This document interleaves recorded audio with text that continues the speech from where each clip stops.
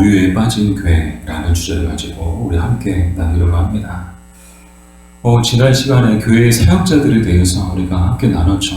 이 누구를 교회의 사역자라고 말하느냐, 목사님, 강도사님, 전도사님, 그런 분들이 교회의 사역자냐? 아니라고 했습니다. 이 목사를 포함해 장로, 권사, 안수집사, 서리집사, 즉 교회 안에 직분받은 모든 직분자들이 다 교회의 사역자들이다. 왜 그러냐? 이 집사라는 말 자체가 사역자라는 용어로 똑같은 뜻으로 쓰였거든요.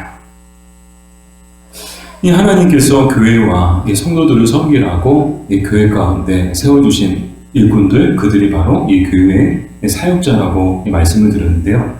오늘 우리가 나눌 내용은 첫 번째, 교회 사역자의 부패는 어디서부터 오는가?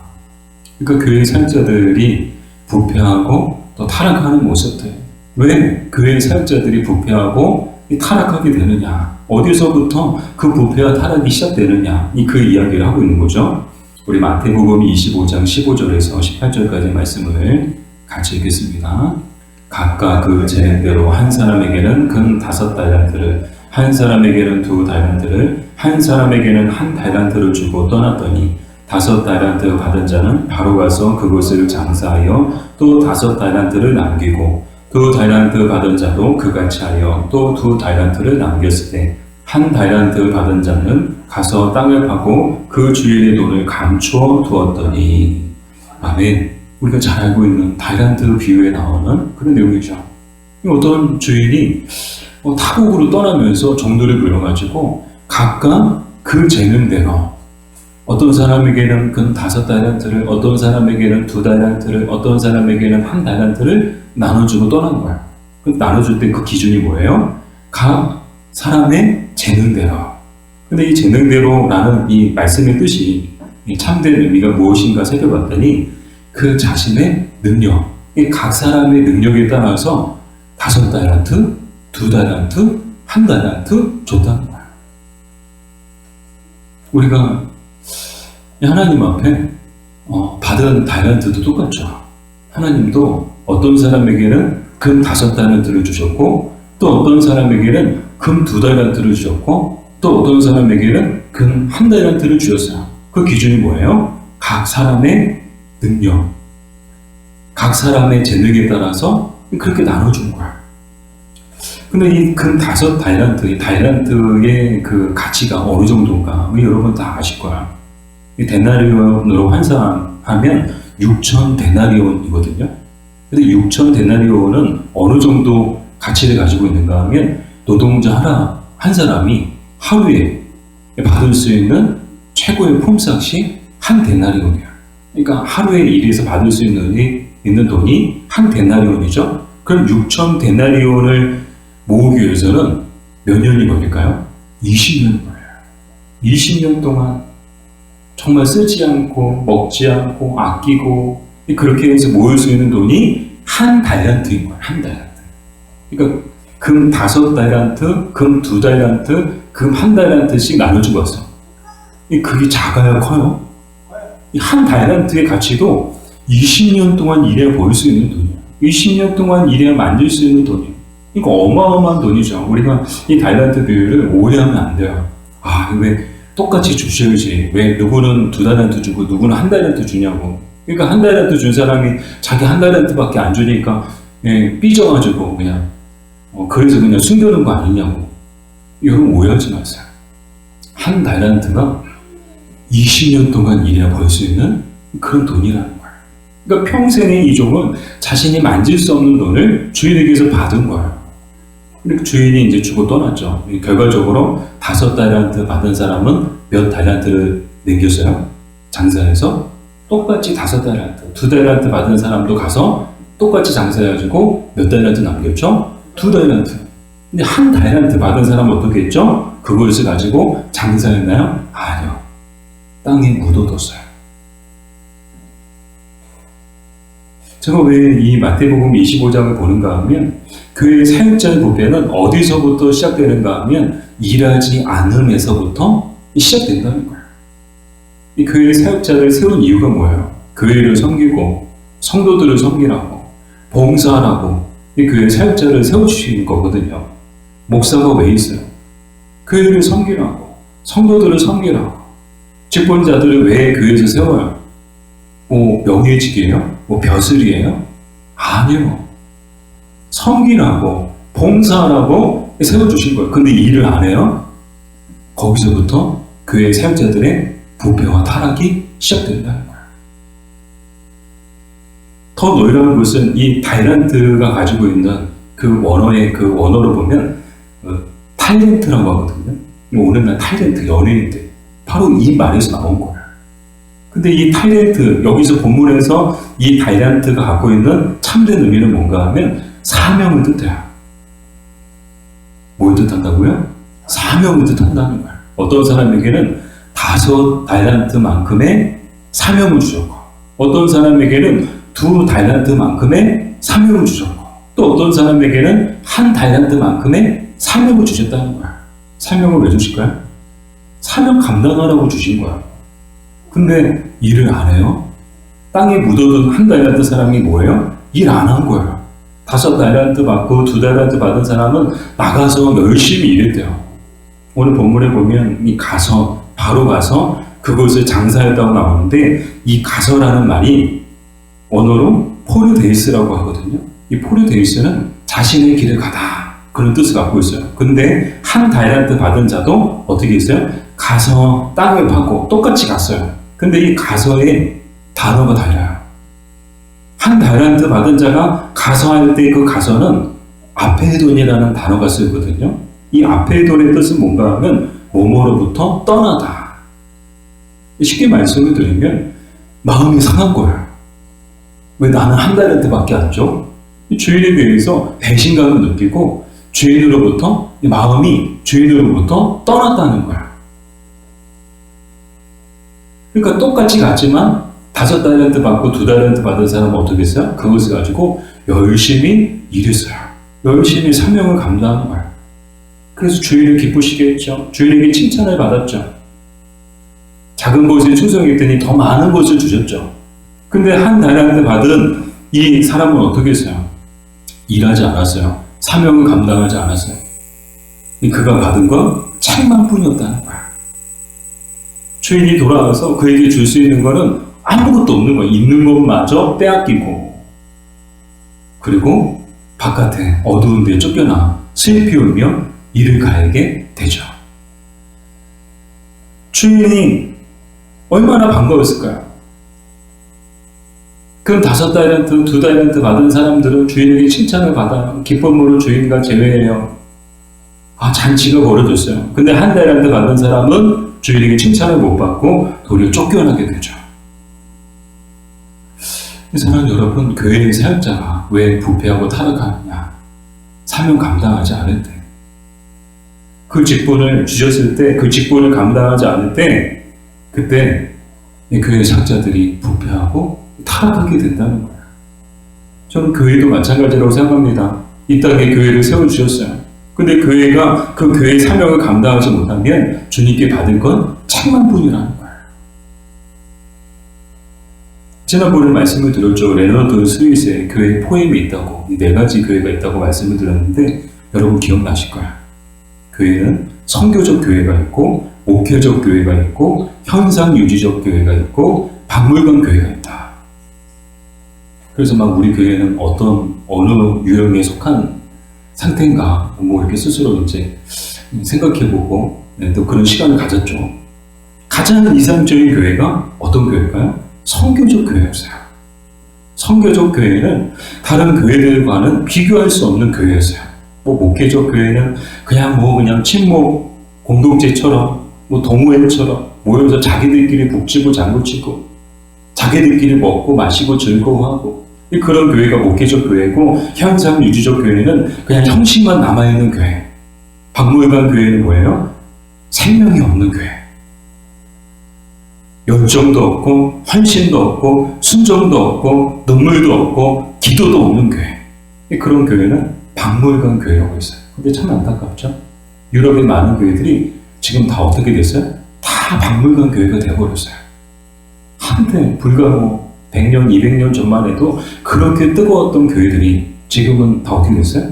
박물관 되고요, 카페 되고요, 술집 되고요, 다 그렇게 돼버렸어요.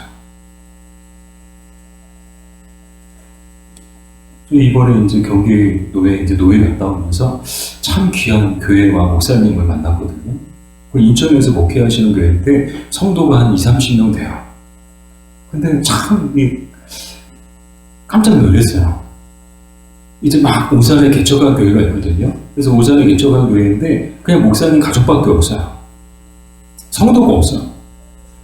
그 안타까운 사연을 듣고 이 교회, 인천에 있는 이 교회 목사님이 성도들과 같이 주일에 우리 오산에 개척한 교회, 성도들 없는 교회 가서 같이 예배드리자.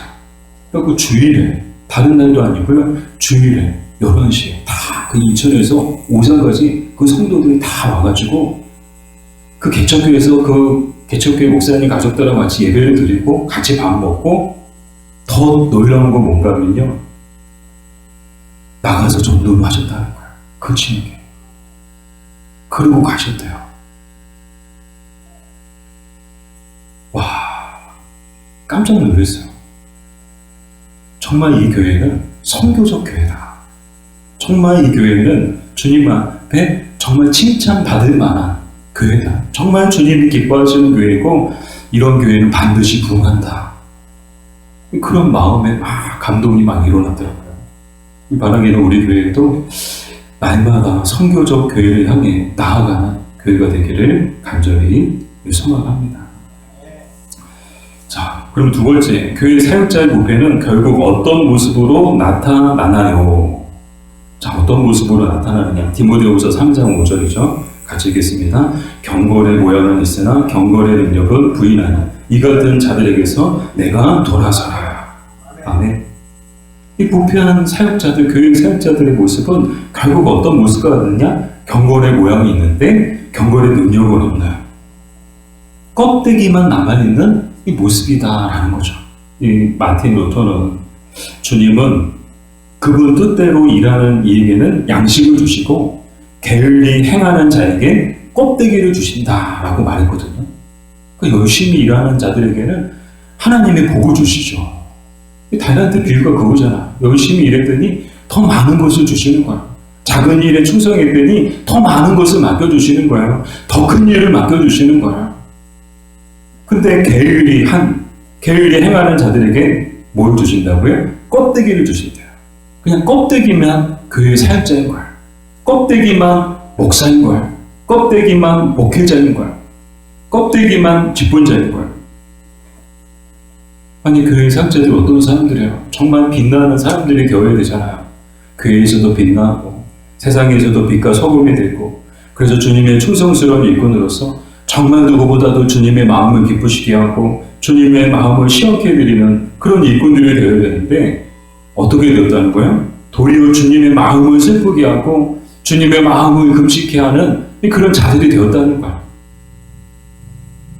하나님의 영광을 드러내야 되는데 하나님의 영광을 도리어 가려우는 자들이 되고 말았다는 거예요. 요한복음 10장 11절 12절 우리 같이 읽을까요? 나는 선한 목자라. 선한 목자는 양들을 위하여 목숨을 버리거니와 삭구는 목자가 아니요 양도 제 양이 아니라 이리가 오는 것을 보면 양을 버리고 달아나나니 이리가 양을 물어가고 또 해치느니라. 아멘. 이런 자들, 어떤 자들이에요? 경건의 모양이 있으나 경건의 능력은 부인한, 그냥 껍데기만 남아있는, 일은 하지 않고 사명 감당하지 않는 교회 사역자들은 한마디로 뭐라는 거예요? 그들은 사역자가 아니고 사꾼들이라는 거예요. 여러분들 그러시잖아요. 가끔 목사님도 향해서 사꾼 목자다. 목사님들도 강대상에서 사꾼 목자다. 막 그런 말씀들 하시거든요.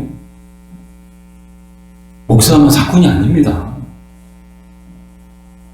교회 사역자들이 그 사명을 감당하지 않고 일을 하지 않으면 그들도 그저 껍데기뿐이, 정말 진정한 교회의 교회 사역자들이 아니고 단지 자기 이익을 위해서, 자기 영광을 위해서 일하는 그런 사꾼들일 뿐이다라는 것이죠. 사꾼들이 어떤 사람들입니까? 돈 때문에 고용된 사람들이죠. 양들을 사랑하지 않아요?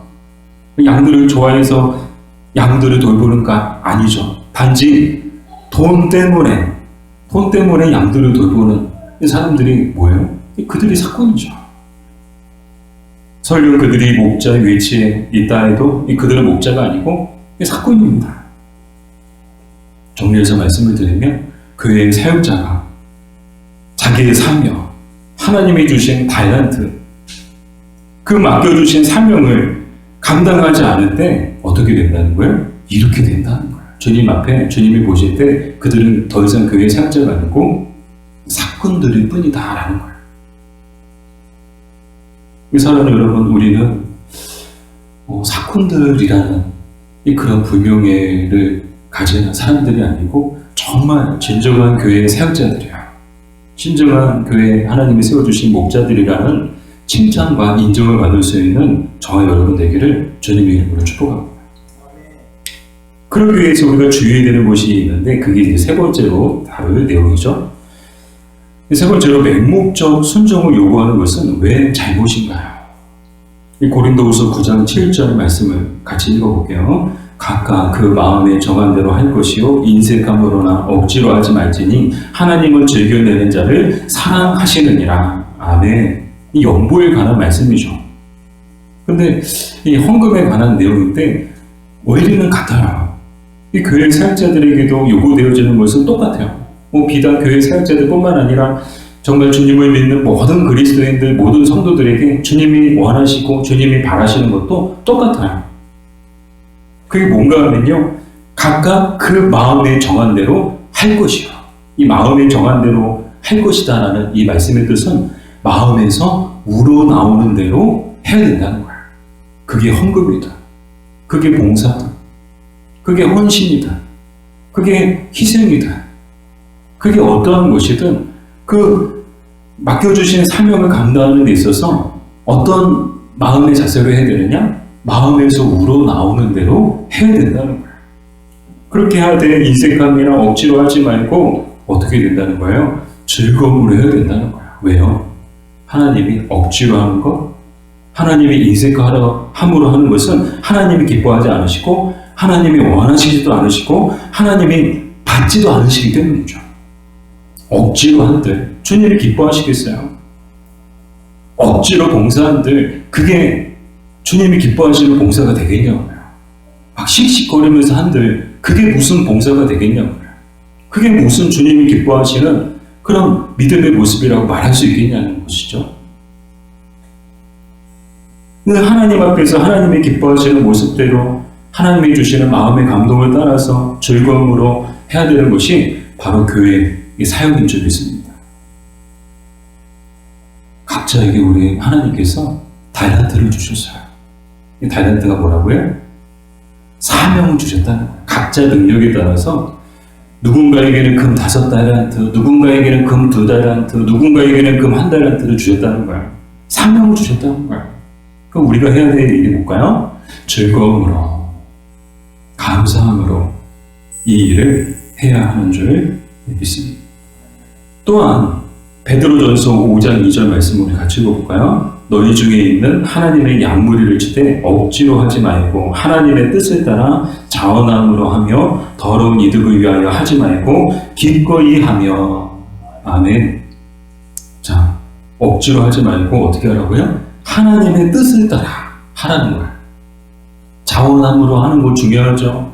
하나님이 마음에 우러나오는 그런 감동을 통해서 이 사역을 하는 것 중요하죠. 근데 원칙이 있어요. 그게 뭐예요? 하나님의 뜻을 따라서 해야 된다는 거예요. 이 말은 자발적인 인간의 열심도 중요하지만 그 열심이 하나님의 뜻에 합당해야 한다는 뜻이에요. 그 인간적인 열심이 항상 하나님의 뜻과 일치되는 것은 아니거든요. 인간적인 열심이 중요하죠. 없는 것보다 낫죠. 열정이 없고 열심이 없는 것보다 있는 것은 훨씬 낫죠. 그러나 그것보다 더 중요한 것은 그것이 하나님의 뜻과 일치되는 것. 근데 이 하나님의 뜻과 일치되지 않고 그저 인간적 열심만 가지고 하는 것은 결국은 바벨탑을 쌓는 것과 똑같은 거예요. 여러분 잘 아시잖아요.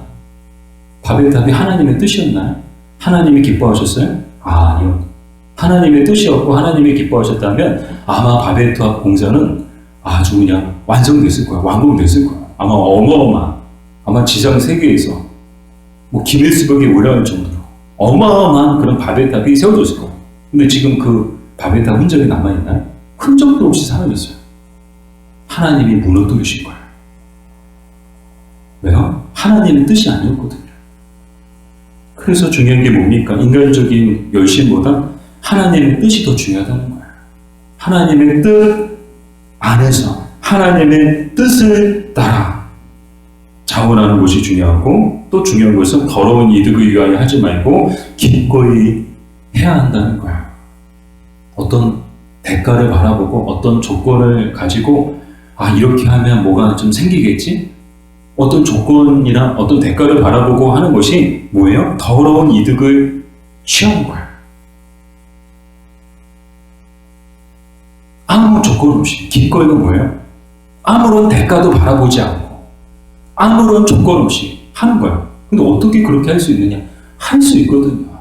하나님을 사랑하고 하나님께 받은 은혜가 너무나도 크고 노율한 사실이라는 것을 알면 그렇게 할 수 있는 거예요. 저는 그 인천의 목사님 보면서 누가 시키지도 않았어요. 아니 큰 교회, 노예 안에 큰 교회들도 많아요. 아니 가까운 교회들도 많아요. 근데 그 어느 교회도 하지 않는 일을 그 먼 교회 목사님이 하시더라고요. 와, 참 큰 분이다. 참 큰 목사님이다. 교회는 작지만 결코 작지 않은 교회다. 이게 뭐예요? 뭐 대가를 바라봤어요? 이렇게 하면 뭐 감동하겠지? 이렇게 하면 하나님 복 주시겠지? 아닌 거예요.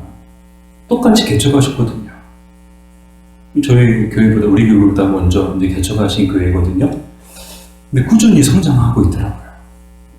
누구보다도 개척교회의 심정을 잘 아시니까, 내가 개척을 해보니까 정말 아무도 없는 그 성도들 한 명도 없이 그저 가족들하고 같이 예배드렸던 그 기억이 누구보다도 있는 분들이니까 그 심정을 아니까 그렇게 하시는 거예요. 누가 시키지도 않았어요. 또 대가를 바라보지도 않았고요.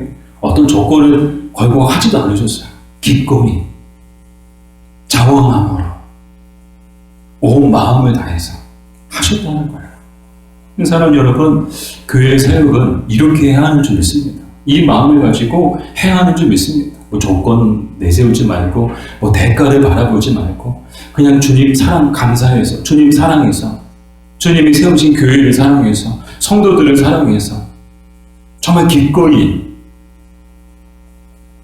봉사하고 사역할 수 있는 저 여러분 되기를 주님의 이름으로 축복합니다. 어떤 분이 그러더라고요. 이 피아노 이 반주자는 살해받는데 PPT 반주자도, PPT 하는 사람도 월급 줘야 되지 않냐고. 누가 그러더라고요. 그렇게 따지면 토요일마다 오셔서 청소하시는 분들, 밥하시는 분들, 주일에 밥하시거나 막 정말 꾸준히 하시는 분들, 안내하시는 분들, 앞에서 찬양 인도하시는 분들, 그분들 다 월급 받아야 된다. 이 부득불 이제 교회에서 이렇게 피아노 반주자를 구하지 못해가지고 외부에서 이제 피아노 반주자 구하면서 아마 이제 그렇게 해서 살해를 하는 경우들이 많이 있거든요. 그렇게 따지면 교회에서 봉사하는 사람들, 교회 사역자들 다 살해를 받아야 돼요. 근데 왜 교육자들에게만, 목사, 뭐 전도사, 강도사, 이 교육자들에게만 왜 살해를 할까요? 그 이유, 가장 큰 이유는요, 이분들은 온전히 다른 일 할 수 있지만 다른 일 하지 않고 온전히 주의 사역에 위해서, 교회를 위해서 봉사하고 헌신하는 분들이기 때문에 그분들의 생활을 책임져 주기 위해서 생활에 최소한의 생활을 할 수 있도록 도움을 드리기 위해서 살해를 하는 것이지, 수고했으니까 이만큼 수고했으니까 이만큼 드리고, 이만큼 수고했으니까 이만큼 드리고, 뭐 세상에서 뭐 열심히 일했으니까 돈 더 주고, 적게 일했으니까 적게 주고, 그게 아닌 거예요. 여러분, 교회에서 사역을 감당할 때, 교회에 섬기고 봉사하고 직분을 감당할 때 정말 자원함으로 기꺼이 봉사할 수 있는 여러분들 되기를 바랍니다. 마태복음 22장 37절에서 40절까지의 말씀을 같이 읽겠습니다. 예수께서 이르시되 내 마음을 다하고 목숨을 다하고 뜻을 다하여 주 너희 하나님을 사랑하라 하셨으니 이것이 크고 첫째 되는 계명이요 둘째도 그와 같으니 내 이웃을 내 자신같이 사랑하라 하셨으니 이 두 계명이 온 율법과 선지자의 강령이니라. 아멘. 이 말씀이 정말 교회의 사역자들, 모든 교회의 사역자들 비롯해서 모든 성도들이 지향해야 할 최고의 지향점이라고 믿습니다. 어떤 마음으로 우리가 신앙생활을 하고, 어떤 마음으로 사명을 감당하고, 어떤 마음으로 직분을 감당해야 되느냐, 정말 마음을 다하고 목숨을 다하고 뜻을 다하여 하나님을 사랑함으로, 또한 우리 이웃을 우리 자신같이 사랑함으로 해야 한다는 거예요. 근데 이 말씀을 원어 성경으로 직역해 보면 이런 뜻으로 번역이 되더라고요. 너는 주 너의 하나님을 사랑하라. 너의 온 마음으로, 너의 온 목숨으로, 너의 온 뜻으로 그렇게 사랑하라는 거예요.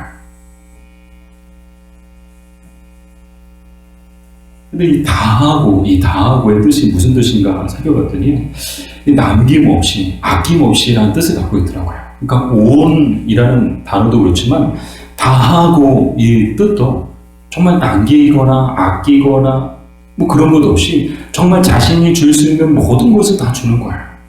자신이 할 수 있는 것을 다 쏟아붓는 거예요. 뭐 아끼고, 뭐 힘을 아끼고, 물질을 아끼고, 시간을 아끼고, 내 거는 내 거대로 챙겨놓고,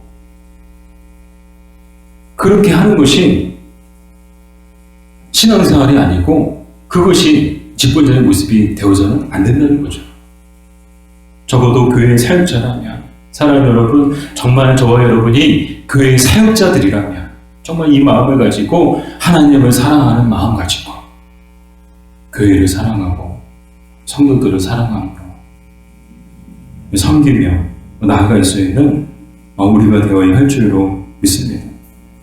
이렇게 교회를 사랑하고 하나님을 사랑하고 성도를 사랑하는 사역자들이 있는 교회는 반드시 부흥할 줄로 믿습니다. 근데 왜 교회가 어느 날 부흥하지 못할까요? 저는 그 이유가 바로 여기 있다고 생각해요. 오늘날 이 땅의 교회들이 왜 부흥하지 못하느냐? 교회 사역자들에게 이 마음이 없거든요. 교회 사역자들에게 이런 열정이 없거든요. 교회 사역자들에게 이런 열심이 없거든요. 그냥 껍데기만 남은 이 교회 사역자들이 참 많아요. 참 죄송합니다. 혹시 여러분 마음이 좀 불편하시다면 여러분 용서하세요. 저는 준비된 말씀만 전하는 것이거든요. 우리는 그렇게 되지 말자는 거예요. 우리 교회는 정말 하나님 앞에 부흥하는 교회가 되기를, 또 부흥하는 그 하나님의 부소시계 같은 그런 성도님들 되기를 주님의 이름으로 축복합니다. 이렇게 우리가 하나님 앞에 헌신하고 희생할 때 베드로전서 5장 4절 말씀처럼 시들지 않는 영광의 말을 우리는 반드시 쓰게 될 줄 믿습니다. 우리 정말 믿음의 교회의 사역자들, 열심히 충성한 사람들에게 기다리고 있는 것이 뭐예요? 시들지 않는 영광의 많이 기다리고 있다는 거예요. 사랑하는 여러분, 여러분을 위하여서 시들지 않는 영광의 많이 여러분을 기다리고 있는 줄 믿습니다. 여러분 열심히 힘드시지만 그럼에도 불구하고 더 힘을 내서 정말 열심히 사역하는 저와 여러분 되기를 바랍니다.